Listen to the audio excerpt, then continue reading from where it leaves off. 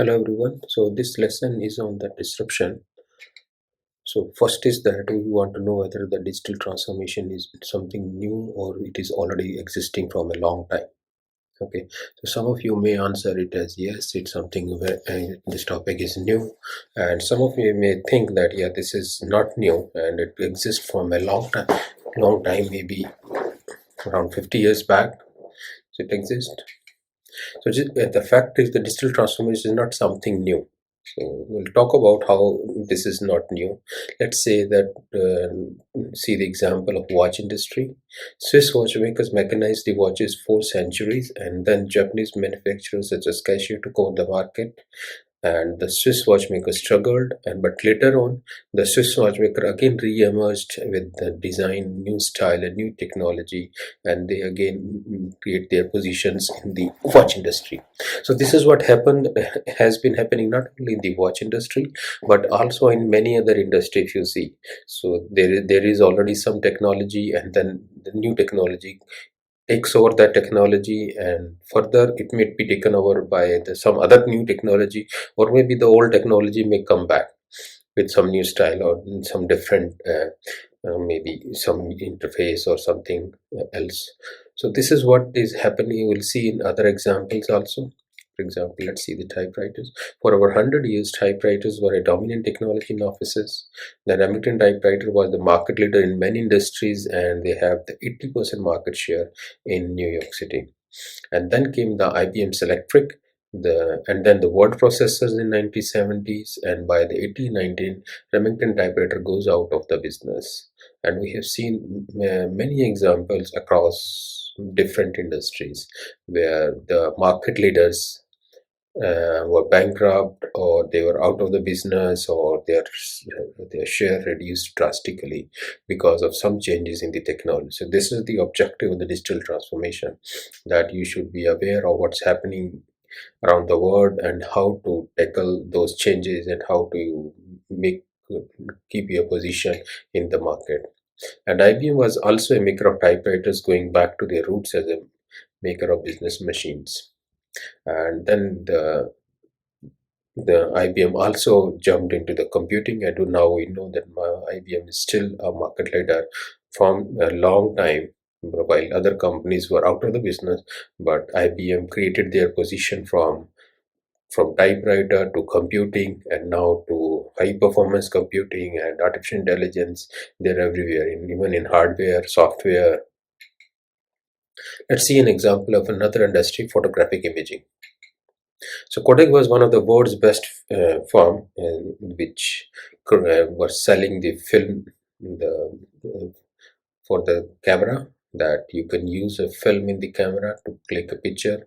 And then what happened was that again Kodak invested in the digital transformation yet, but they were not able to make the transition, and they got also bankrupt by when the memory based cameras were invented. So, and the Nikon was a leader in the cameras on the film side, but saw the kind of transition coming and was able to make this transition very smoothly by the lens manufacturing. And we see the telecommunication, we saw the rise of cellular technology in 1990s, and this ushered in a quite new different companies like Motorola, Nokia, BlackBerry, Palm, and they were earlier they were at the rise, but then these companies also couldn't hold their position, and they folded.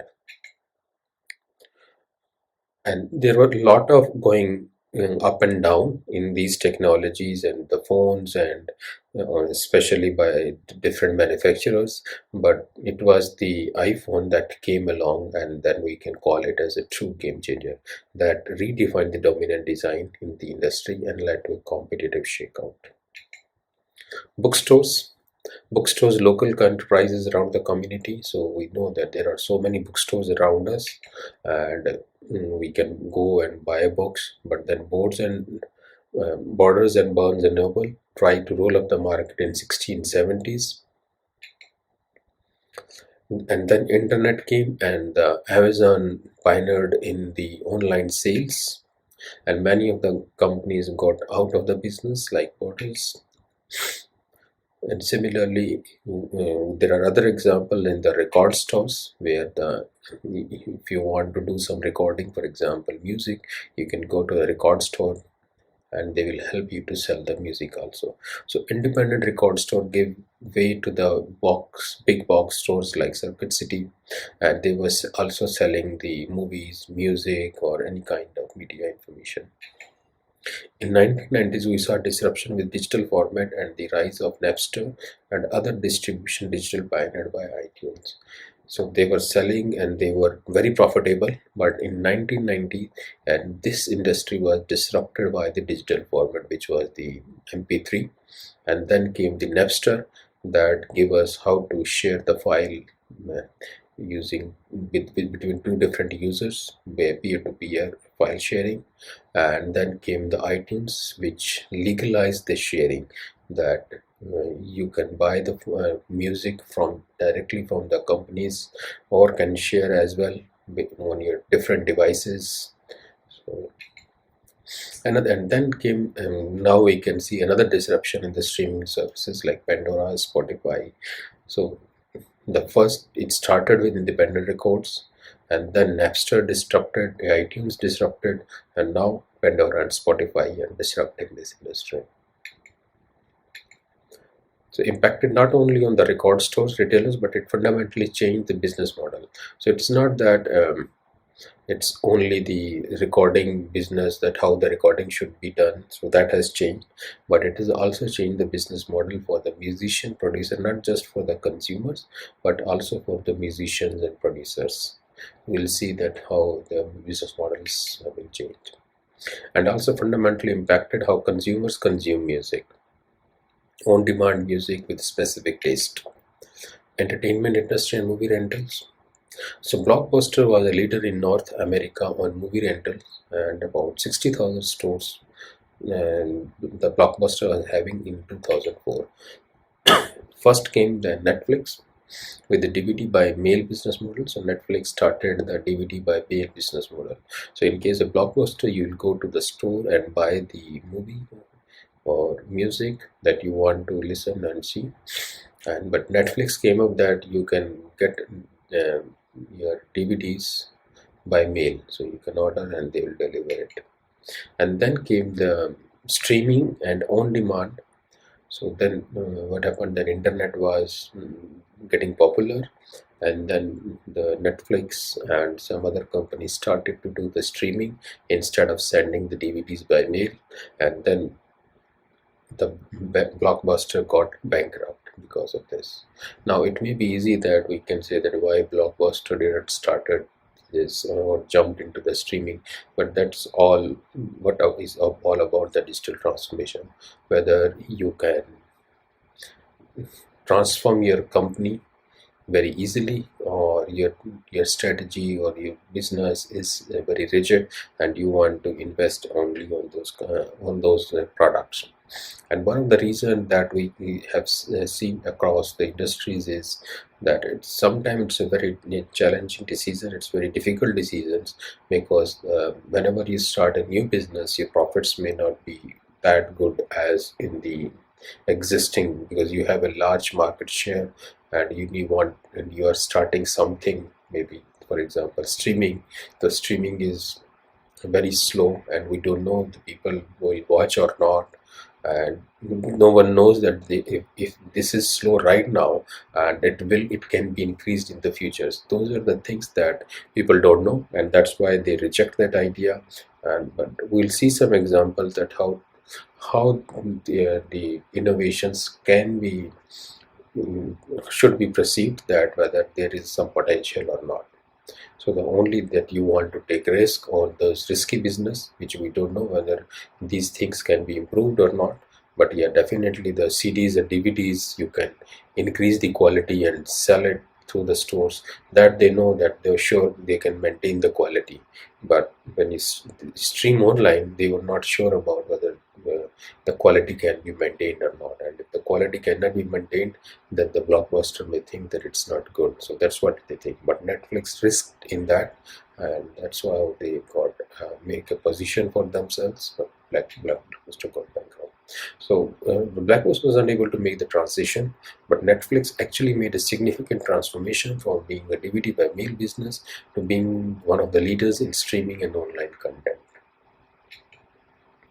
And we'll saw about the retailers. Sears was the leading retailer in 20th century in America.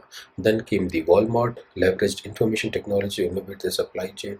So Walmart created a lot of stores and they had a proper technology to maintain the supply chain so that everybody can see what's happening. And then came the Amazon, innovated across the whole customer experience around online retail. So Amazon didn't invest it just on the supply chain, but also on the customer experience, so that you can see the reviews, you can get the product recommendation, and you can access to the different sellers, and these all at just at the push a button. And they also helped not only to the customers but also to their manufacturers also, so they can see online demand for their sales, so that they can inventory can be managed very properly. So it's on each and every part of the supply chain the Amazon gave the user experience. Then we know now that on the taxis also we saw a lot of innovations, library services, taxi deliveries. So fundamentally transformed by what this sector was transformed by Uber and Lyft. So leveraged the mobile technology, not and they haven't changed the fundamental technology, but they leveraged the mobile technology. So everybody was having mobile, but still people were calling the taxi drivers to get the taxis, and or sometime there is some number, centralized number of some organization that helps that provide taxis, but not as a mobile app wherein you can book the taxis on demand, and within 5 minutes or 10 minutes you can get the taxi. So they use the mobile technology, and the the difference is you are still getting the car from A to B. So the fundamental, the business model is still the same. So they redefine the experience for users and creating new values and disrupt the market by using media and social media. Automobile have had a century of stability. Why we are saying this, that we haven't seen, yeah, recently we can see that electric vehicles are very popular, and the people are talking about the self-driving cars, but from a long maybe 50 or 100 years, if, this sector we haven't seen a drastic we can say that we have not seen any disruption in this one. But yeah, in terms of safety, in terms of style, in terms of design, in terms of user comfort, yeah, there have been a lot of changes into this sector, but underlying technology is still petrol, diesel or gas that we have seen. So internal combustion engine was the dominant technology, and it was dominant and it is dominant, and we have seen that fairly stable set of players, because starting an automobile company is requires a lot of expenditure. So that's why we see that some players are dominant in the industry, and they are not only in one country but in multiple countries. And now sector is being disrupted by electric vehicles and autonomous vehicles, by the entry of Tesla, Google, Uber, and many other companies as well. The transformation, and this has led to the transformation of other industry leaders also. So BMW and others have done heavy investment in electric and autonomous vehicles. So they think that, so this may be a new innovation that people will like it. So remember that if BMW doesn't invest in these technologies, considering these technologies very inferior, so they think that no self-driving car will not happen because there is no ethical, we are not sure about the results, or maybe electric cars will not good because there are no power charging stations, and it's very difficult, people will not like it, and how to replace the batteries, how to manage these things, and sometimes you may drive up to maybe 100 kilometers or maybe 200 miles. So these are the challenges, and that's what happened in case of the Netflix case and Blockbuster thought that this streaming is not good, it is inferior, people will not like it. So concerns are always the same, and if you think that these are the valid concerns and these cannot be improved, and then and by chance these concerns are improved, then your company will be very behind and you won't get a time to transform your company. So that is why now you will see that even though this technology of self-driving car, electric technology may not be as good as the internal petrol and diesel cars are, but still the companies are investing and trying to improve these technologies. The next generation digital technologies will be on artificial intelligence, machine learning, big data, robotics, and they are also promises to accelerate digital transformation even more. So why are we talking about digital transformation? These are the reasons that we are now reading and talking about digital transformation, because the what happened 50 years back is happening again. So there were some technologies that were at the initial stage, and now after that we saw that these technology not just transform themselves, but they also transform, these technology also transform the business across different industries, many industries. For example, this internal combustion engine was it didn't transform only the automobile, it also transformed how we now even get the food also, or how the other sectors are behaving. So we can't think of any business to survive without automobile. So similarly, and the same thing is happening. People are thinking that this will happen again. So the artificial intelligence, machine learning, big data, robotics are at very initial stage. And once we saw the benefit, so these will be implemented in many other industries. And we have seen in some language translation, we have seen in health information, so and we have seen in predicting some uh, products or sales or profits. So we are already using machine learning, AI, and other things. And robotics also, we have seen very good use cases in manufacturing sector, even in the home cleaning also, and some other consumer products. Robots are being used. So that's why it become very important, and this will be more disruptive to existing business models and markets. So why this will be existing? So because definitely the new products that the new business model or the startups that will come will always already be based on artificial intelligence, machine learning, or big data, robotics. And without these technologies, you can't think of doing a startup nowadays. So these technologies will always be a part of their products, but it is very important for the existing big business models to include these technologies into their products. So what is a disruption? Disruption creates an opportunity for new business or for new markets or for new innovation. So it's an opportunity for maybe new business if you are a new startup, or maybe if you are existing, so it will create a new market for you, or maybe a new innovation. So it is available not only to upstarts and new entrants, but also for established business as well. So what does it mean is that it's not only for example, if you invented something, a startup invented something, then it's not that only the startup will be using that technology. Many other established businesses will start using that technology. Of course, if it's some IP related thing, then that will be sorted out. But many other parts are there that not everything can be protected. That only this feature is available to this particular customer, um, the startup. But still, you can use many other improvements, and you can use some variations. Still, is possible. So disruption is not new. It's arguably a natural product of market economies.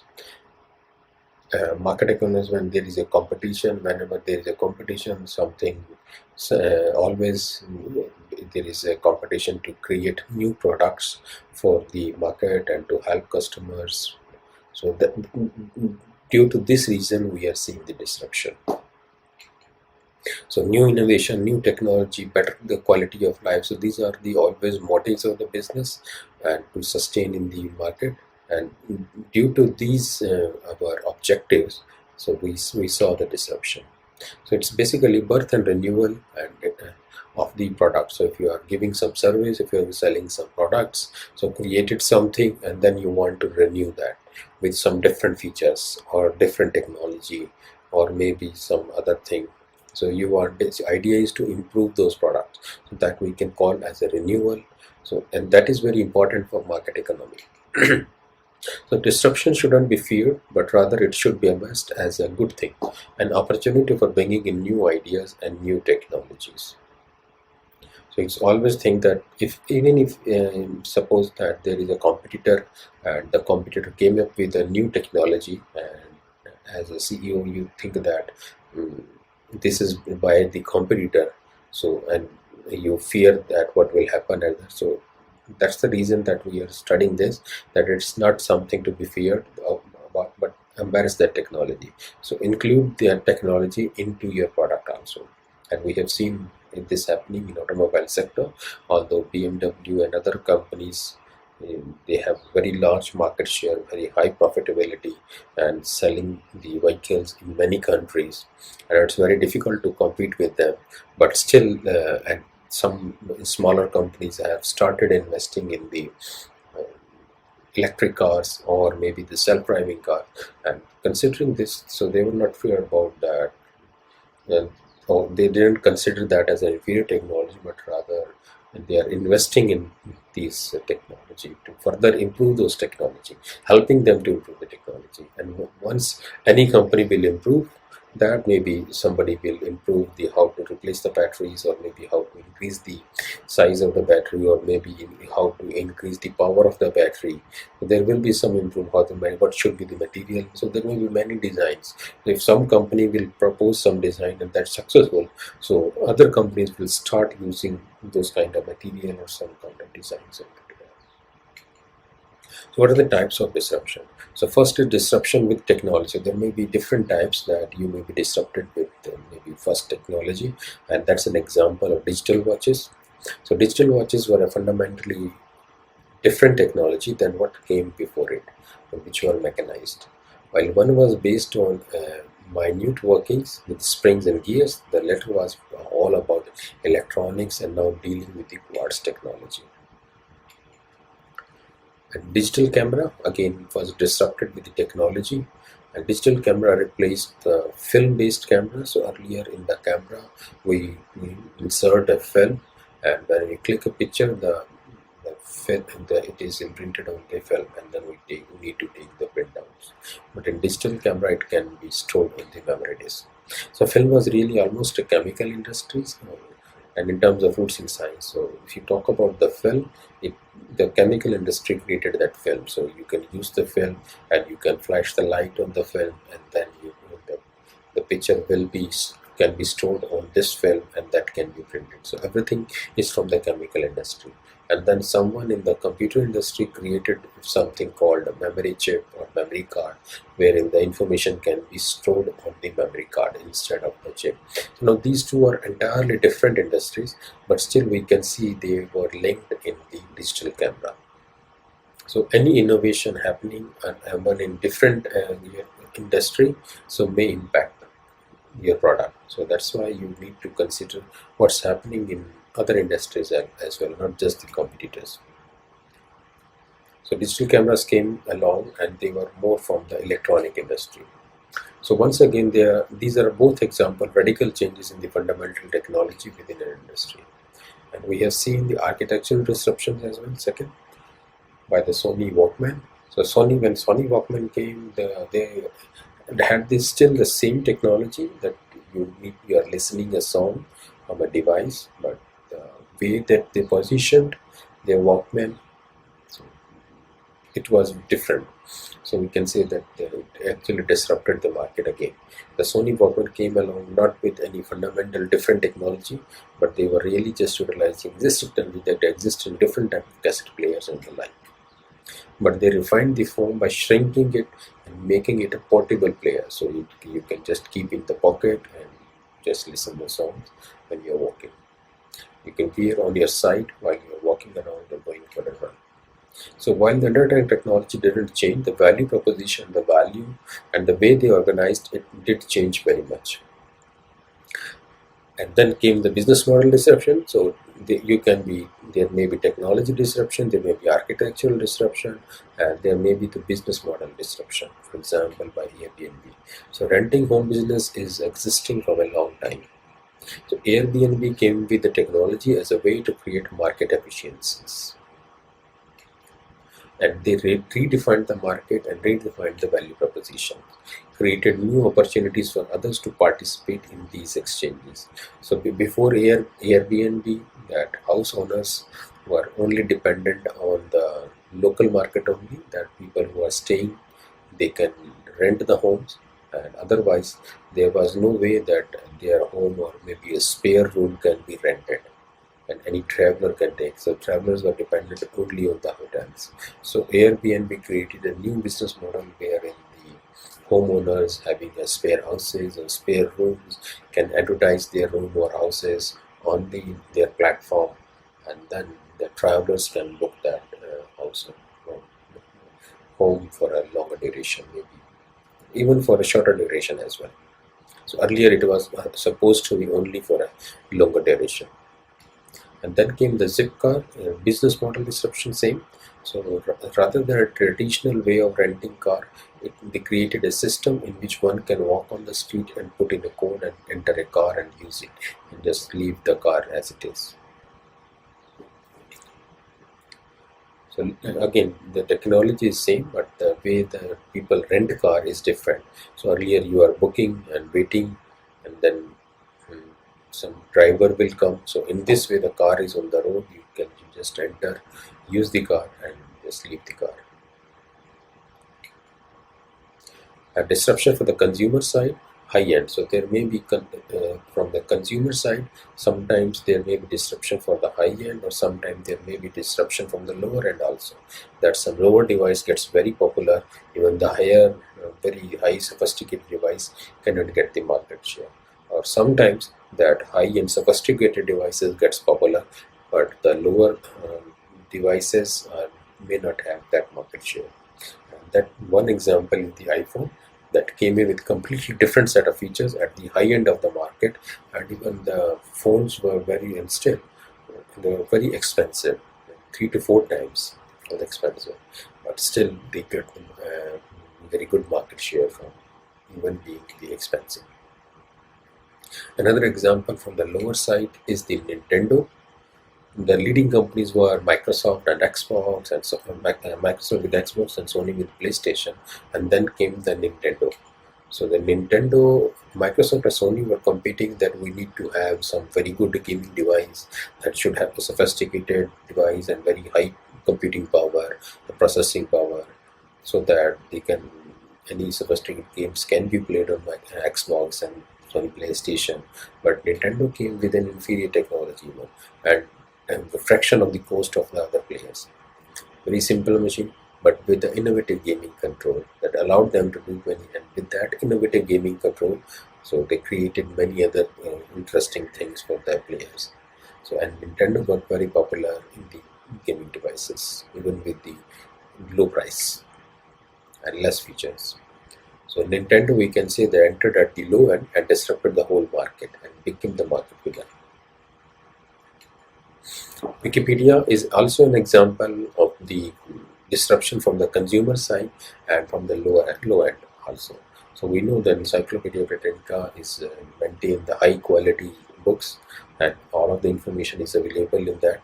But then Wikipedia came with the very low quality, but that is outsourced, so the people, anyone can update the information at the Wikipedia, and you don't have to worry about the quality of that. Of course, the basic checks are there, but not that it is as good as Encyclopedia. And it's a very low cost entry and free entry for the user. Encyclopedia you need to buy, but Wikipedia it's all free, that you can get the information. And the information is updated using the crowdsourcing. So it may not have the same quality, not may, but yeah, it doesn't have the same quality, but it has enough value that it could penetrate the market and take over large parts of the encyclopedia. So sometimes we don't need that such a good quality of information as written in the encyclopedia. Sometimes just you are looking for some information only, and you are okay with that if it's not complete or not written so well. So that should be okay to the consumers. So that fact was exploited by the Wikipedia.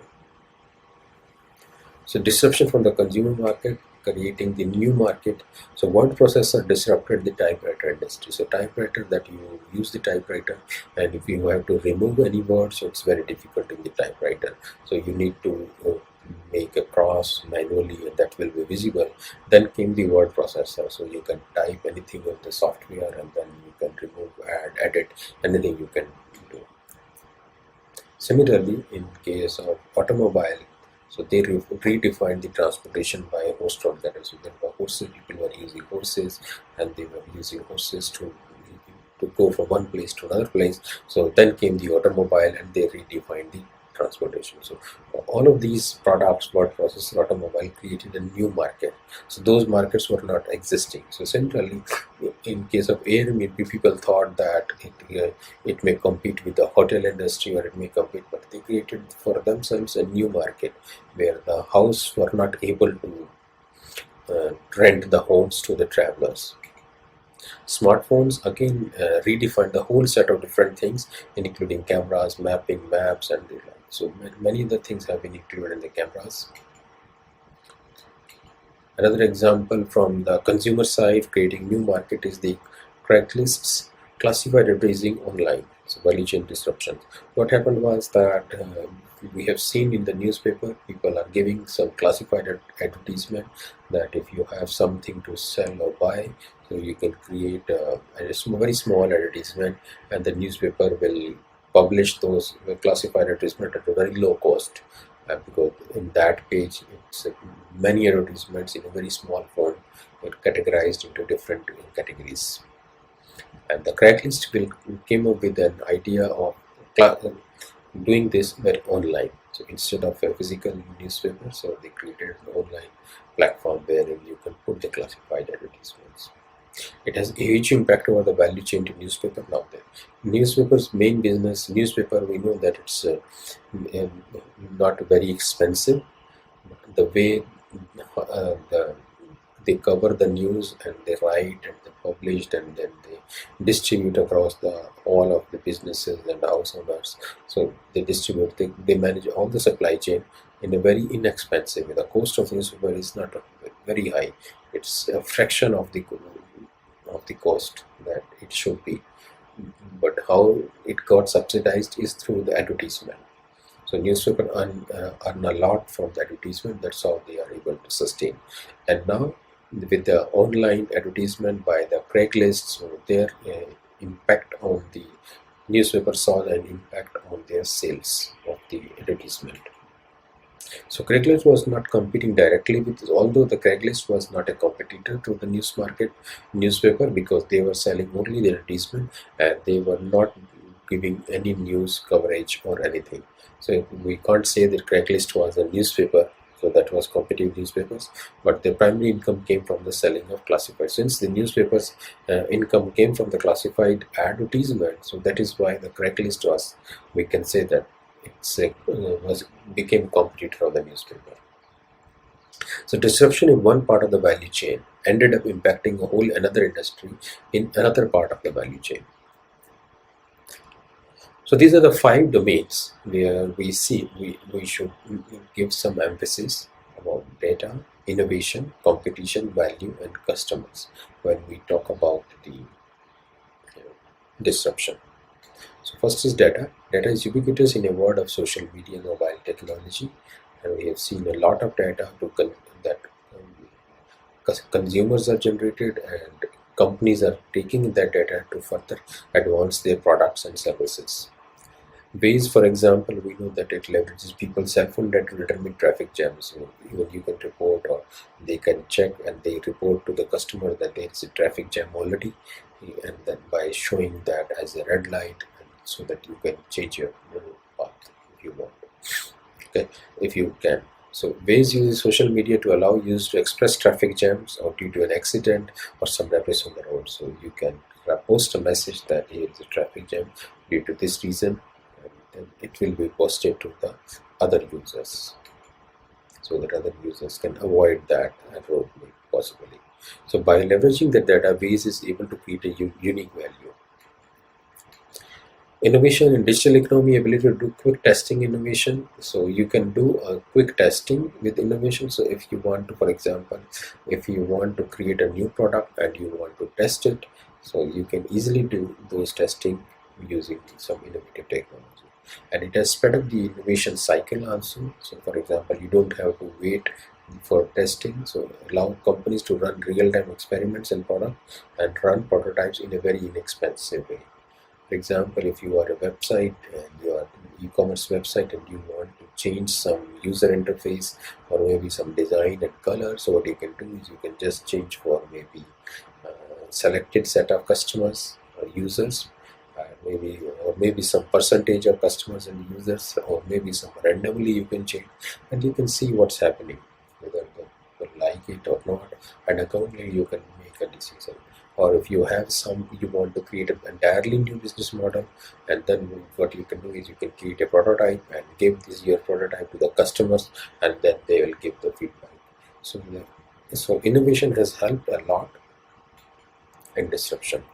And if Facebook, for example, wants to run some different way of setting this, pushing the advertisement, or the different way the how the we our pictures are posted, so again they can sell, they can implement their new features only for a selected users, sometimes only in a selected geography. And if that feature is successful and matured and liked by the customers in that geography, then it is extended to the other geographies or maybe to the entire world. So Facebook is, because of the innovation, Facebook is getting in a real-time experiment, and they can run in real time that how the users like their new features. So digital transformation is also is entry by other players within the industry. So because of this, because everybody knows how to digitally transform your company and how to create new company, how to innovate, how to create prototype. So everyone now, every company knows all of those processes, and so it has actually eased the entry also. That anyone with sufficient knowledge or maybe funds can enter into the industry. And we can see now the competition may increase even in different domains. Competition will increase in different domains because eventually anyone can enter in those domains. So there is no boundary between different industry. For example, Amazon started with some book selling company, and now Amazon is everywhere when they're selling satellites also. So there is no boundary there that this company will remain in this sector only or this industry only. So companies that were once partners are now rivals also. It will happen, it may happen that you are partner for one particular industry, one particular product, but then your rival in some other sectors. Google, Apple and Amazon, they increasingly compete in various domains, but they also cooperate in some different domains. Value created for the customers, and there are new ways to deliver values in creative ways, so leveraging the digital technology. For example, the Uber created how to create a value for the customers by leveraging the digital technology. Yeah. Uber leveraging the social media and leveraging mobile technology to offer a new value proposition to customers looking for traditional leverage services. Customers themselves are evolving, and ubiquity of information. Customers are highly informed now, and they have all kind of stuff available to them, that if you want to buy something, so complete information is available for them, and even how many people like that product, that information is sometimes available, and they are not loyal because of this. But if you like some other product by some company, you immediately shift. So it's not that you will keep on buying everything from one particular company. You may buy a product, but then subsequent their components or maybe design and some other products you can buy from other companies. Competitive advantage. If you are a monopoly business, then yeah, definitely there is a competitive advantage because of the, we can say there's a natural monopoly through resource scarcity, still important in real estate, but in many industry there is no competitive advantage. There is nothing like a monopoly. So you may be disrupted anytime.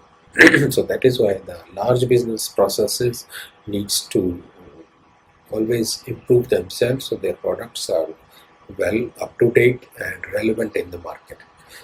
And they are using the latest technologies.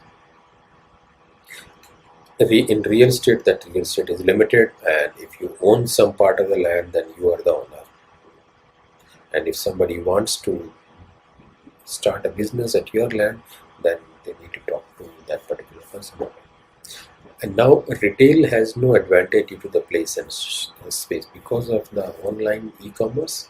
So if you have a shop or you have a business at some central place, it has actually maybe some advantage, but may not be at many other places. It may not have some advantage that your location is at this space, or maybe you have a large space for that. There are some companies who have positioned themselves that place and space are the advantage still for them, but there are many for them their place and space is not an advantage. So online retail has no positional advantage. So if you are selling something online, they don't need some potential positional advantage. And Best Buy is the best example that who created some value for their place and advantage.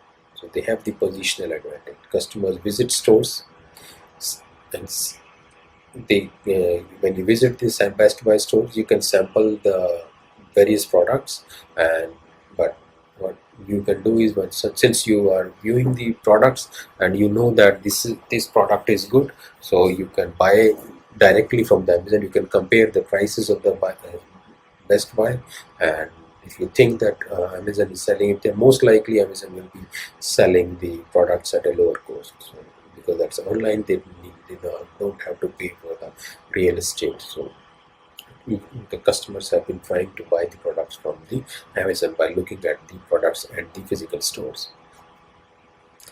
And so we can see that they are very less loyal to their own brands and products. And all sorts of competitive advantage are largely disappearing.